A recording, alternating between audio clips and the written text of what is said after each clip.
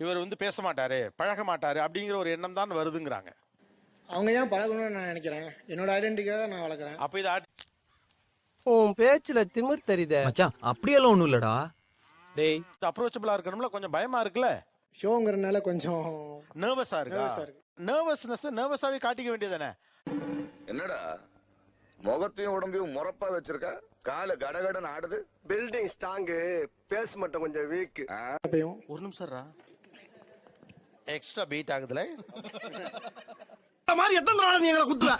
என்னப்பா குழந்தை பிபி அதிகமா இருக்கு, பாடி வீக்கா இருக்கு. Shampoo, conditioner, serum, fresh beard freshener, அப்புறம் பியர்டுக்கான இந்த பியர்ட் ஃப்ரெஷ்னர்னா என்னது அது?